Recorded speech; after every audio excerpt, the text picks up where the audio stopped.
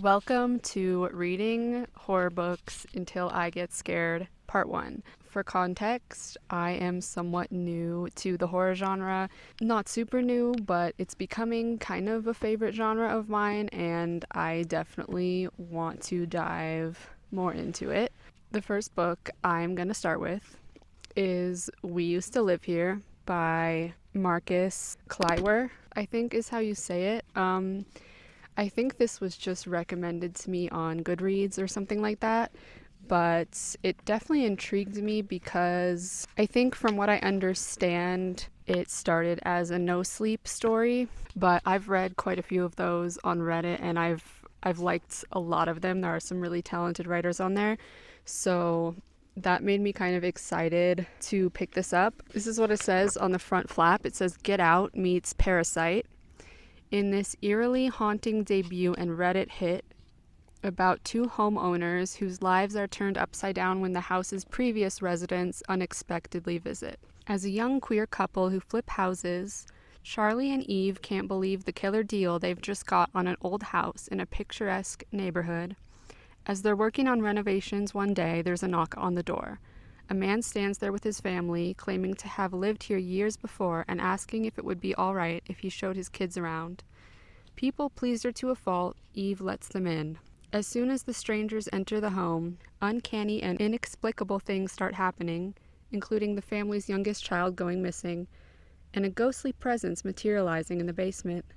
Even weirder, the family can't seem to take the hint that their visit should be over, and when Charlie suddenly vanishes, Eve slowly loses her grip on reality. Something is terribly wrong with the house, and with the visiting family. Or is Eve just imagining things? I think what I'm going to do is I'm going to rate these books from 1 to 5 on not a quality scale, but a scariness scale. 5 would be like it really freaked me out, kept me up at night, and 1 would be not scary at all. So I'm going to dive into this and I'm going to let you guys know how it goes.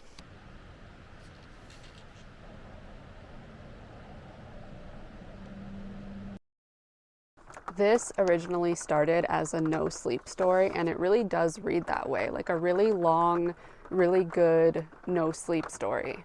I love the weirdness and uncertainty that you feel while reading this novel. I went into this knowing that we might not get all the answers at the end. This book is about the unexplained, the unexplainable, and it leaves a lot of room for readers to come up with their own theories. There is a lot to work with there. I have seen some interesting theories on Reddit. This is the type of book that I could read again down the line and maybe pick up on new things that I completely missed, because there's just so much detail in this. So many weird, spooky, bizarre happenings.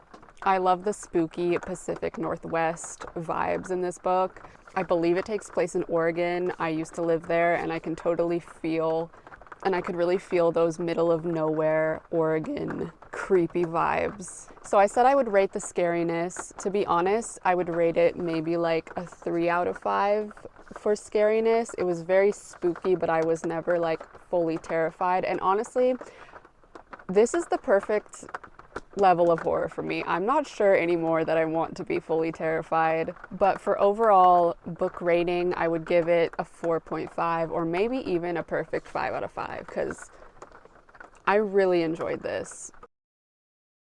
Next, Bury Your Gaze by Chuck Tingle. I found this recommendation by scrolling through r/horrorlit on Reddit. People seem to like this one. I will read the little synopsis on the inside cover. Misha knows that chasing success in Hollywood can be hell. But finally, after years of trying to make it, his big moment is here, an Oscar nomination. And the executives at the studio for his long-running streaming series know just the thing to kick off his career to the next level: kill off the gay characters for the algorithm in the upcoming season finale. He refuses, but soon realizes that he's just put a target on his back. And what's worse, monsters from his horror movie days are stalking him and his friends through the hills above Los Angeles. Haunted by his past, Misha must risk his entire future before the silver screen horrors find a way to bury him for good. Beep.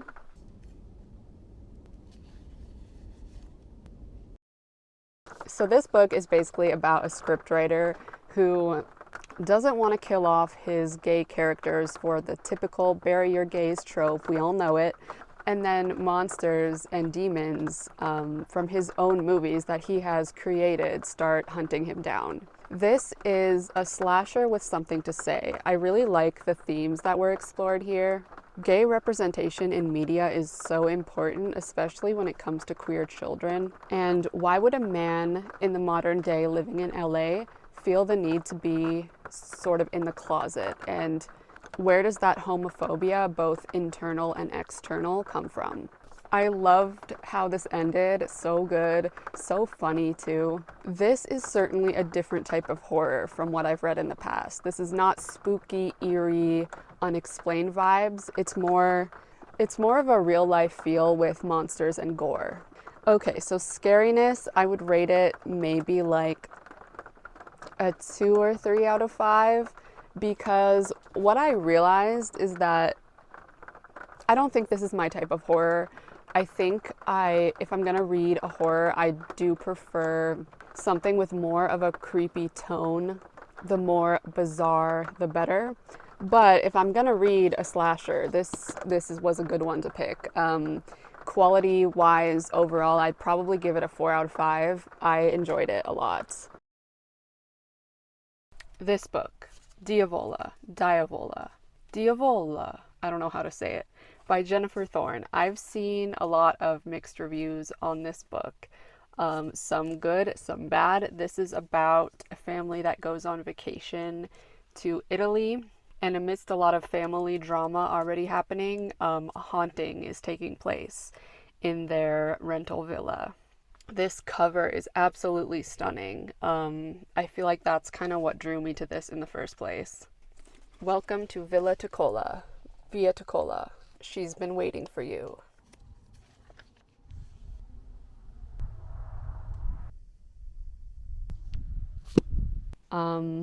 This book was long. A lot of vibes over plot, which isn't necessarily a bad thing. It may not be for everybody, but if historical Italian artwork and churches turned creepy sounds up your alley, I think you would love this one.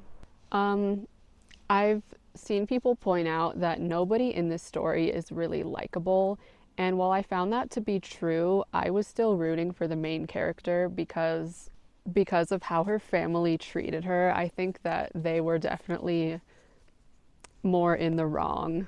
I kind of wanted there to be more of a twist at the end, but I also kind of got the vibe that this wasn't that type of book, so I wasn't like disappointed or anything. But it also turns out that there was kind of an important twist that I missed. This book, especially towards the end, gets very trippy. It's a lot of in and out of dreams and hallucinations. It's hard to tell what's symbolic and what's a real event that actually happened. I found the twist on Reddit and I gasped. That was by far the most horrifying part of this whole book for me, and I didn't even get it while reading it. I kind of wish the author had spent a little bit more time with that twist. I totally thought it was symbolic and didn't realize that something real was happening. But maybe that's just my bad. I don't know. I don't know if anybody else had that problem. I would say the scariness, maybe a 2 or 3 out of 5, even though that spooky feeling is definitely there throughout the entire book. Overall rating, maybe 3.5 out of 5. But I like the writing style a lot, so maybe I could round up to 4. So that's that. Full disclosure, this video has taken me months. I've had kind of a crazy year so far, and I haven't had a lot of time for reading. I've just had a lot going on personally. So I'm gonna end this here. This video is only 3 books, but I'm definitely gonna do a part 2 because obviously none of these books really scared me. So let me know if you have any recommendations for books that can actually scare me. Anyways, I've been reading a lot of horror clearly, and I need a palate cleanser. Should I just like read Akotar? Even though like I normally would never read a book like that. Should I just like read that book? So yeah, let me know if you have horror recommendations for part 2 and what I should read for my palate cleanser book. Sorry that I'm not like the other booktubers who would have done 57 books for the same video concept. I've been a bit slow this year. Subscribe if it's your first time here, and if you have any opinions on these books, please leave a comment because I love hearing your guys' opinions too. So thank you guys for watching, and I'll see you in the next video.